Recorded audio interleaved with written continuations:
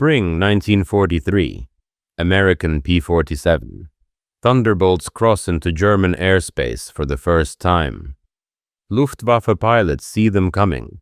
Massive, 7-ton fighters that look more like flying tractors than threats. German aces smirk over the radio. Too heavy. Too slow. Easy prey. Then one dives. Then another climbs, straight up, past 30,000 feet, faster than anything they've ever seen. The smirks vanish. What they thought was a weakness just became their nightmare.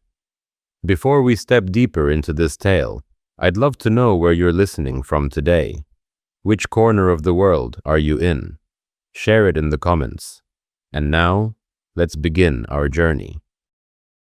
By early 1943, the Luftwaffe still commands the European sky with an iron fist. Their pilots are veterans now, hardened by years of combat over Britain, Russia, and North Africa. They know their machines intimately. The Messerschmitt Bf-109, lean, agile, a knife in the air. The Focke-Wulf 190, compact, brutal, engineered for the kill. These fighters have carved their names into history with blood and victory. And below them, day after day, American heavy bombers crawl across the continent in tight formations, bleeding crews and aircraft with every mission. The B-17s and B-24s are tough, but without escort deep into German territory, they are dying. The 8th Air Force is losing planes faster than they can replace them. Something has to change. Then, in the spring of that year, a new silhouette appears on the horizon. Word spreads through Luftwaffe squadrons along the Western Front. The Americans are bringing in a new fighter. Intelligence reports filter down through command. Photographs are studied in ready rooms. Pilots gather around grainy images pinned to briefing boards, and what they see makes them laugh. It is enormous, absurdly so. The Republic P-47 Thunderbolt weighs 7 tons when fully loaded, more than any single-engine fighter ever built. Its fuselage is wide and deep, like a barrel with wings. Next to the sleek lines of a Bf-109, it looks agricultural. Clumsy. A flying milk jug, one pilot jokes. Others call it the jug for short. Some assume it is a ground attack plane, something meant to haul bombs, not tangle with fighters. German intelligence briefs reinforce the dismissal. The aircraft is noted as heavily armed, 850 caliber machine guns, but that weight comes at a cost. It must be slow to accelerate, sluggish in the roll. A pig in a turning fight. Luftwaffe tacticians calculate the wing loading, the power-to-weight ratio, and conclude that it will struggle at altitude. They have faced American fighters before, the P-38 Lightning, the P-40 Warhawk, and found them wanting in a dogfight. This new machine, they assume, will be no different. Perhaps worse. Pilots are told to remain cautious, but confident. Engage if the opportunity is favorable. Do not waste ammunition on bombers if you can claim an easy kill on one of these. But there is something the Germans do not see in those photographs. Something hidden deep inside that bulky fuselage, buried beneath the cockpit and wrapped around the engine. A mechanical marvel that Republic aviation spent years perfecting. The turbo-supercharger. It is massive, complex, and temperamental. A system of ducts and turbines that takes exhaust gases from the Pratt and Whitney R2800 engine and uses them to compress intake air. At sea level, it does little. But as the fighter climbs, as the air thins and other engines begin to gasp, the turbo keeps feeding the R2800 dense, oxygen-rich air. The engine does not lose power. It keeps pulling, harder, higher. The P-47 does not weaken at altitude. it comes alive. The American pilots flying these machines are still learning them. Many are young, fresh out of training stateside, with only a few hours in the cockpit before being thrown into combat. They have heard the jokes too, about the size, the weight, the nickname. Some of them are nervous. The Thunderbolt does not feel nimble on the ground. It does not snap into a turn like the stories they have heard about Spitfires. But their instructors have drilled one thing into them again and again. Do not dogfight. Do not try to turn with a 109. Use your speed. Use your altitude. Dive, climb, strike, and escape. Trust the machine. It will do things the enemy does not expect. And now, in the cold spring skies over occupied Europe, those two forces are about to meet. German aces with years of kills under their belts, flying fighters designed for agility and proven in battle, and American pilots in a 7-ton beast that should not be able to keep up, but carries a secret the Luftwaffe has not yet encountered. The first engagements are only days away. Assumptions are about to shatter, and the air war is about to change in ways no one predicted. The first encounters come in late April, over the flatlands of occupied France. Luftwaffe pilots spot the formations from miles away, fat silhouettes trailing the bomber streams, unmistakable even against the glare. Radio chatter crackles with amusement. Easy work. One Jagdgeschwader commander orders his FW-190s to climb and engage. Standard tactics. Get above them, dive through, scatter the escorts, then hit the bombers. It has worked 100 times before. The Germans close fast. The P-47s hold formation, steady, almost sluggish in their turns. A few American pilots break off, trying to maneuver, and the 190s pounce. In the first few seconds, it feels exactly as predicted. The Thunderbolts wallow. They can't match the snap rolls or tight turns of the Focke-Wulfs. One takes hits across the wing. Another peels away, trailing smoke. German pilots feel the familiar rhythm of a kill about to happen. Then something changes. The American pilots stop trying to turn. They push the throttle forward and point the nose down. Not a shallow dive. A full commit, near vertical, engines screaming. The P-47s drop like stones, faster than anything the Germans have seen. 500 miles per hour, 520, 540. The FW-190 pilots follow, confident their fighters can outdive anything. But the Thunderbolts pull away, effortlessly.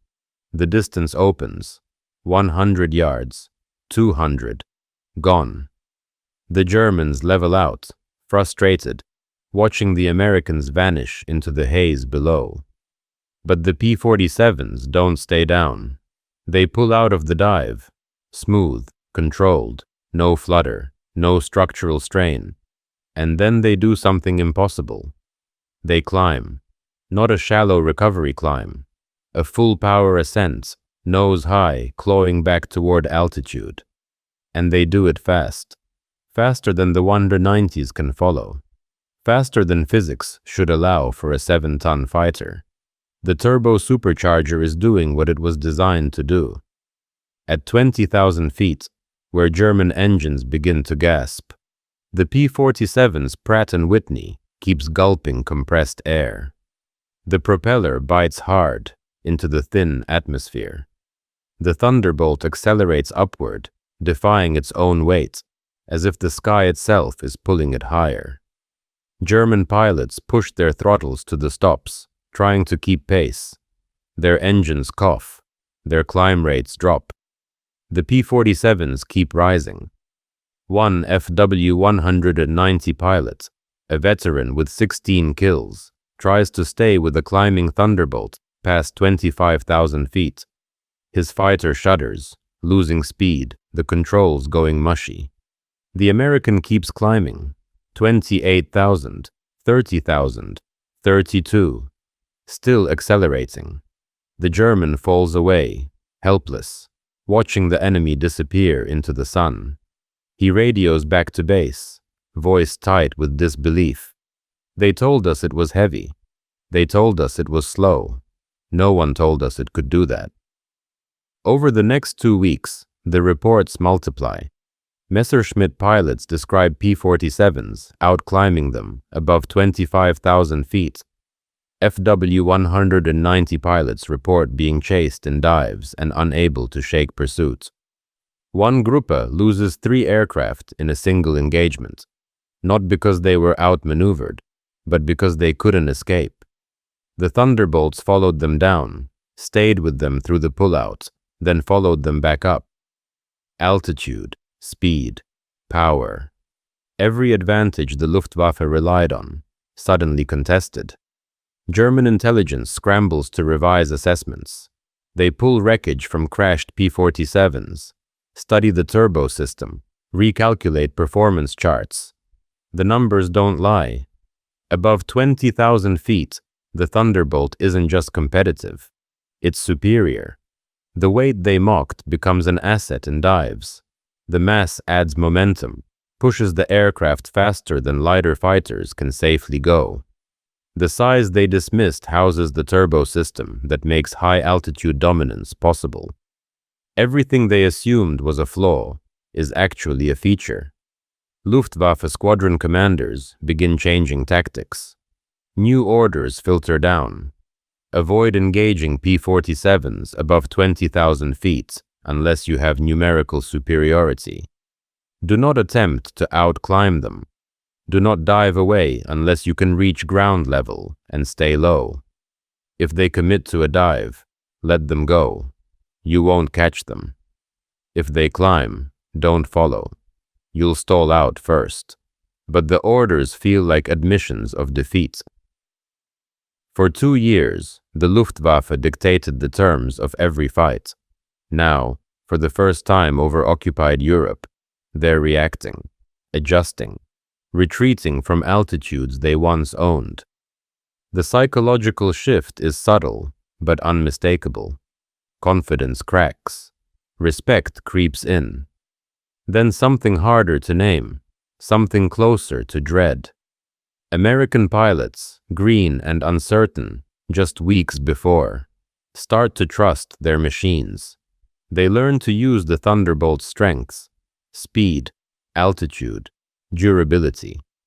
They stop trying to dogfight and start dictating engagement terms.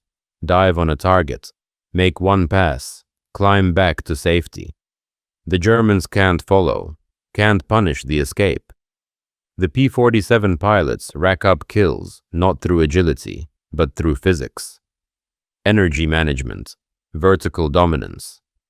By mid-May, the 8th Air Force bomber losses begin to drop. Not dramatically, not yet, but enough to notice. Escorts reach deeper. Fighters return with gun camera footage showing German aircraft smoking, spinning, falling. The Thunderbolt, dismissed as a flying tractor just months before, is becoming the Luftwaffe's high-altitude nightmare. And the war in the sky is no longer one-sided. The Luftwaffe had spent 3 years perfecting the art of intercepting bombers. Climb fast, hit hard, break away before the escorts arrive. It worked against Spitfires with limited range. It worked when American heavies flew alone. But by June 1943, that playbook is burning. Over the Ruhr Valley, a staffel of Bf-109 Gustavs climbs toward a formation of B-17s. Altitude 22,000 feet. The bombers are stacked tight, contrails streaming behind them like white scars across the sky. The German pilots check their mirrors. No escorts yet. They push throttles forward. This is the moment. This is when they own the fight. Then the radio crackles. Contact high. 8 o'clock. P-47s. The Messerschmitts break formation and turn to engage. 4 Thunderbolts are above them, maybe 1,000 feet higher, silver shapes glinting in the thin sunlight. The German flight leader signals. Standard tactics. Climb to meet them, force them into a turning fight, use speed and agility to get inside their radius. It has worked 100 times before, but the P-47s do not turn to meet them. They roll inverted and dive. The sound comes first, a rising howl of air over metal, building into a scream. The Thunderbolts drop like anvils, speed building impossibly fast. 500 miles per hour, 520, 540. The German pilots scatter, trying to evade, but the Americans are not aiming for them. They are aiming through them. Guns open up. 50 caliber tracers rip past cockpits. One Bf-109 takes hits in the wing root and rolls violently left, trailing smoke. The German flight leader tries to follow one of the P-47s down. Full throttle. Stick forward. His airspeed climbs, but the Thunderbolt is already gone, a shrinking dot pulling away, as if the laws of physics do not apply to it. He tries to pull out of the dive. The controls stiffen. The airframe shudders. He is approaching the edge of structural limits. He eases back, heart pounding, and levels out at 15,000 feet.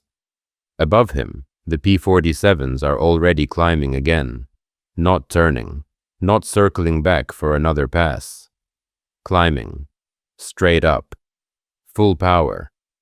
The turbo-superchargers gulp thin air and force it into the engines, and the Thunderbolts ascend like they are on rails. The German pilots try to follow. Their engines cough and strain. The air is too thin. Power drops. Climb rate falls. At 28,000 feet, the Messerschmitts are wallowing, barely holding altitude. The P-47s are at 32,000 and still climbing. One young German pilot, his first month in combat, stares up through his canopy. He has been told since training that altitude is life, that the fighter who climbs highest controls the battle. He has believed it. But now he is watching an American fighter, a machine he was told would be slow and clumsy, sit a mile above him, untouchable, choosing when and how to strike. He feels something unfamiliar, not anger, not frustration, fear. The after-action reports pile up on desks in Luftwaffe headquarters. Pilot after pilot describes the same thing. P-47s diving at speeds that should tear wings off. P-47s climbing to altitudes where German fighters cannot follow. P-47s shrugging off damage that would down a 109 or a 190. One report from a veteran ace is blunt. We cannot fight them above 25,000 feet. We cannot run from them in a dive. If we climb, they follow. If we turn, they disengage and climb again. They decide when the fight happens. We do not. Intelligence officers cross-reference the reports with technical data. They study gun camera footage. They interview pilots who have bailed out and been captured. The picture becomes clear. The P-47 is not a dogfighter. It was never meant to be. It is a high-altitude interceptor built around a single concept: energy dominance. Speed and altitude equal energy. The Thunderbolt hoards energy like a miser and spends it only when the terms are favorable. It does not need to outturn an opponent. It outruns them, outclimbs them, chooses the engagement and dictates the terms. German engineers examine a captured P-47 that belly-landed in a French field. They crawl through the fuselage, measuring, photographing, trying to understand. The turbo-supercharger system is a marvel of engineering. Complex, heavy, but devastatingly effective. The airframe is overbuilt, thick-skinned, designed to take punishment. The cockpit is spacious. The controls are smooth. Everything about the aircraft speaks to a different philosophy. Not agility, not lightness. Power, endurance, survivability. One Luftwaffe technical officer writes in his report, "This is not a fighter in the European sense. It is an American machine, built for scale, built for reach, built to win by overwhelming force, not by finesse." By late summer, the psychological shift is complete. Luftwaffe pilots no longer joke about the jug. They do not call it a flying tractor. They call it what it is, a threat. Orders go out across fighter wings. Avoid engagement with P-47s above 6,000 meters. Do not pursue them in dives. Do not attempt to climb with them. If possible, engage bombers before escorts arrive. If escorts are present, assess altitude advantage before committing. It is the language of caution, of respect, of fear. American pilots feel the change. The Germans are no longer pressing attacks when P-47s are nearby. They are breaking off earlier, climbing less aggressively, choosing their moments with care. The confidence is gone. The arrogance is gone. What remains is a Luftwaffe that has learned a hard lesson. The Americans did not build a fighter to match German standards. They built one to make those standards irrelevant. And the Thunderbolt is only getting started. By late summer 1943, the air war over Europe has shifted in ways no Luftwaffe planner anticipated. The skies that once belonged to Germany now feel contested, uncertain. Every mission briefing includes new warnings about the P-47. Every pilot knows someone who didn't come back after engaging one above 20,000 feet. The psychological edge that carried the Luftwaffe through years of conquest is eroding, replaced by something German fighter pilots haven't felt in a long time: doubt. American bomber streams push deeper into the Reich. Frankfurt, Stuttgart, Schweinfurt, places that once seemed safely beyond escort range, now see P-47 Thunderbolts circling overhead, silver dots against the blue, waiting. Luftwaffe controllers track them on radar, watch them climb to altitude before the bombers even cross the coast. The Germans have to decide: attack through the escorts and accept losses, or wait for the P-47s to turn back when their fuel runs low. Either choice costs time. Either choice costs lives. In the cockpit of a Messerschmitt Bf 109 over central Germany, a young pilot named Lieutenant Klaus Hoffmann watches a formation of B-17s crawling across the sky at 26,000 feet. Above them, higher still, he counts 8 P-47s in a loose spread. His squadron leader's voice crackles over the radio: "Hold formation. Wait for them to leave." Hoffmann feels the frustration tighten in his chest. A year ago, they would have climbed straight into the bombers without hesitation. Now they circle below, burning fuel, waiting for a window that might not come. The P-47s do not leave. They orbit lazily, confident, daring the Germans to try. Hoffmann's squadron turns away. The bombers continue unmolested. This scene repeats across the front. Luftwaffe pilots, some with dozens of kills, find themselves outmatched, not by skill, but by machinery. The P-47 doesn't need to outfight them. It simply needs to be there, high and fast. A barrier the Germans cannot cross without bleeding. American pilots learn this power. They stop chasing every enemy fighter. They stay with the bombers, maintain altitude, and let the Germans come to them. When the Luftwaffe tries, the Thunderbolts dive through them like hammers, then climb back up before the Germans can regroup. It is methodical. It is devastating. Reports from the front reach Luftwaffe High Command. General Major Adolf Galland, himself a veteran ace, reads them with growing alarm. Pilot losses are climbing. Morale is sinking. The Americans are flying deeper, staying longer. And their fighters are taking a toll, not just in aircraft destroyed, but in opportunities denied. German pilots are breaking off attacks early, refusing to engage above certain altitudes, conserving their strength for battles they think they can win. Galland knows what this means. They are ceding the initiative. The Luftwaffe is reacting now, not dictating.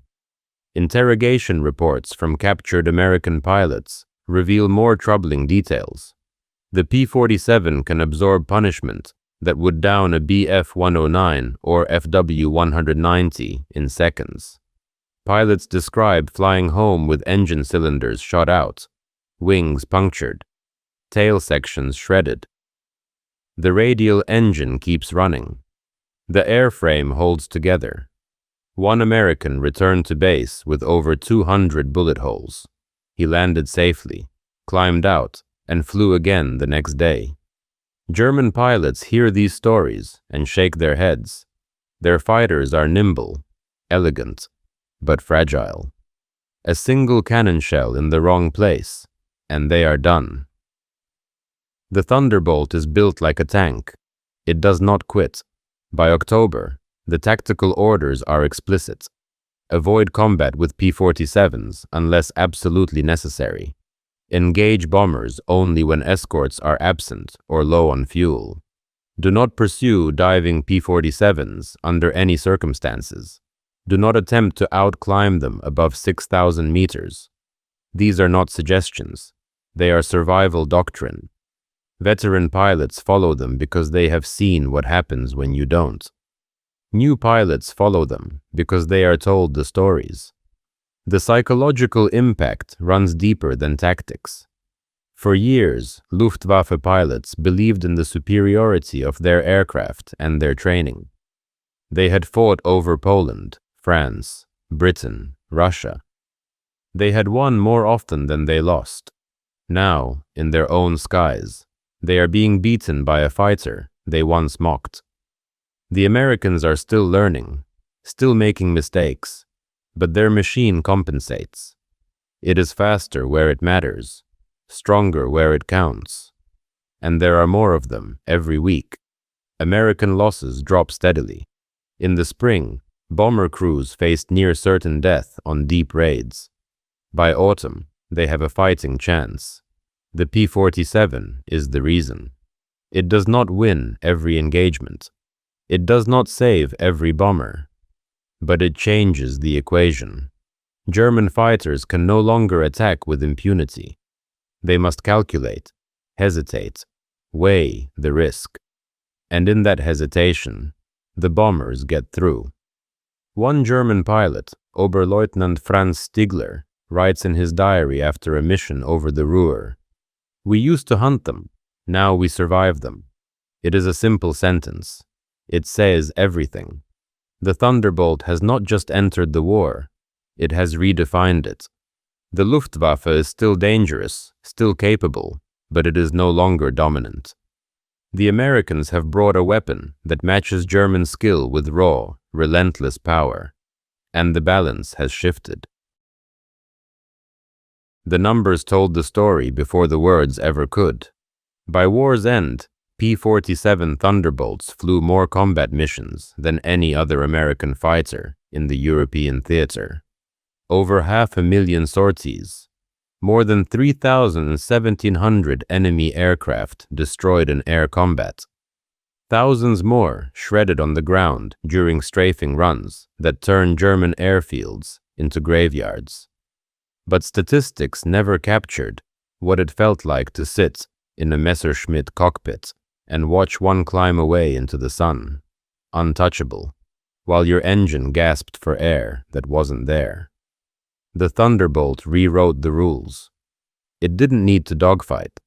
It didn't have to prove itself in the twisting, turning duels that defined fighter combat since the Great War. It simply rose above that fight entirely, literally.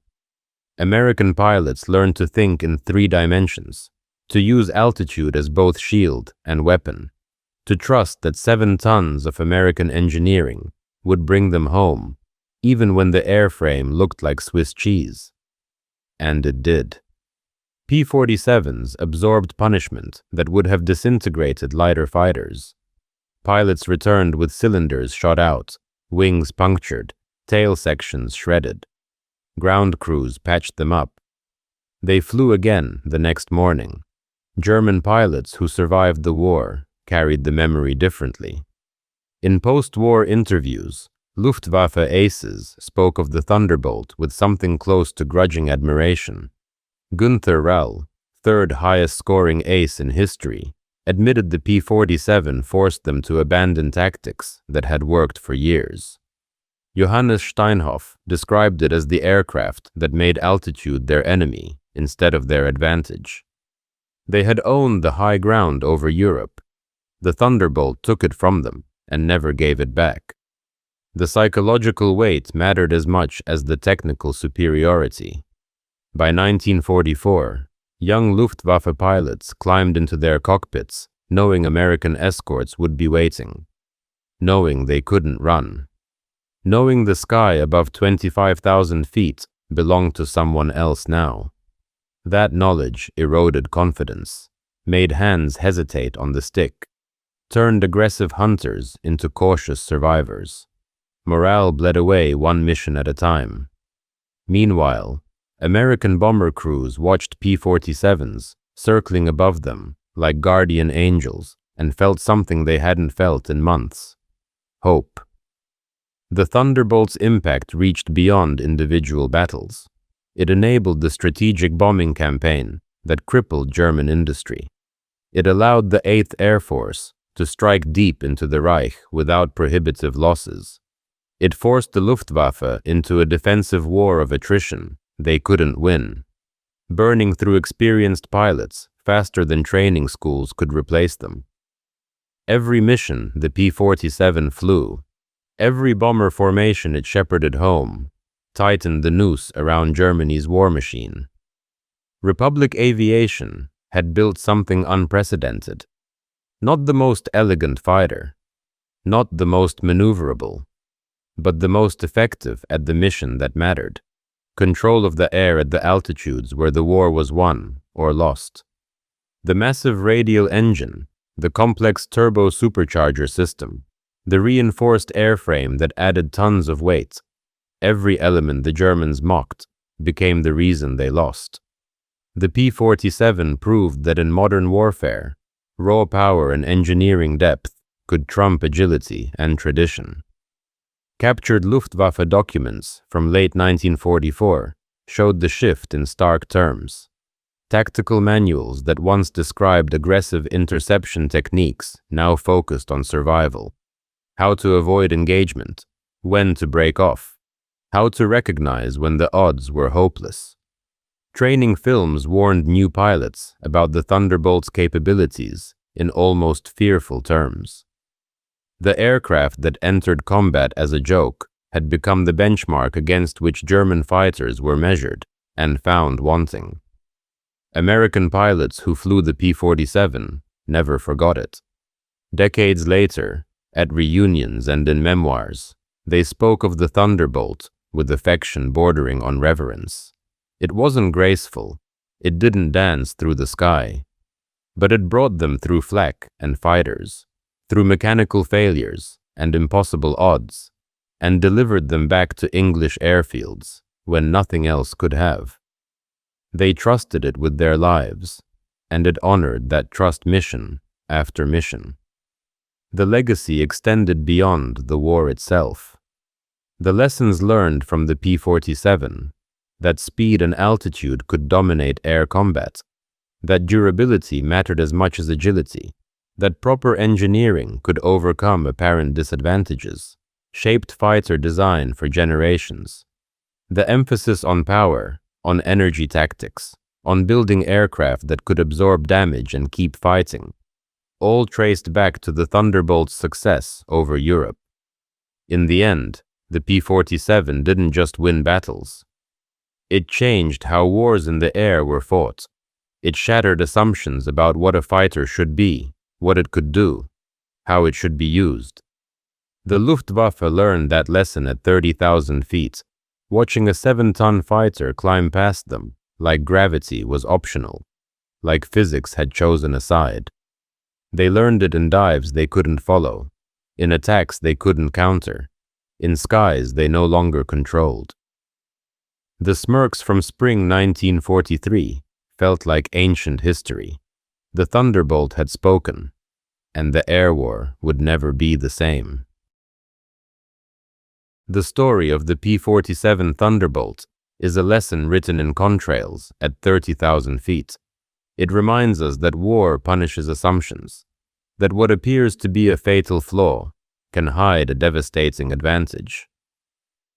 That confidence built on past victories means nothing when the rules suddenly change. The Luftwaffe learned this the hardest way possible, watching a 7-ton fighter they had dismissed as a flying joke climb past them into the sun, untouchable, unstoppable, rewriting everything they thought they knew about air combat. The Germans were not wrong to trust their experience. The Bf-109 and Fw-190 were exceptional machines, flown by exceptional men. But they were designed for a different kind of war, a different kind of sky. The P-47 did not try to beat them at their own game. It changed the game entirely. It turned altitude into a weapon. It made speed more valuable than agility. It proved that surviving mattered more than dancing. And in doing so, it broke the back of the Luftwaffe's fighter force, one engagement at a time, one shattered assumption at a time. Republic Aviation built something that looked wrong and flew right. They wrapped a pilot in armor and horsepower, gave him the sky above 25,000 feet, and told him to own it. And he did. The P-47 brought boys home who should have died. It escorted bombers that should have been slaughtered. It turned the tide in a war that was being lost at altitude, one mission at a time, until suddenly it was being won. The men who flew it never called it beautiful. They called it reliable. They called it tough. They called it the reason they made it home. And the men who fought against it, the ones who survived to tell the story, they called it the machine that ended their dominance, the fighter that taught them fear in their own sky. If this story caught you by surprise the way the Thunderbolt caught the Luftwaffe, if it made you see that sometimes the underdog is only underestimated, then hit that like button and let us know. Subscribe, because we bring you a new untold chapter from the Second World War every single day. Stories of innovation and courage, of mistakes and miracles, of the moments that changed everything when no one saw them coming. Thanks for flying with us through this one. We will see you in the next sky, in the next story, in the next battle that history almost forgot. Until then, keep looking up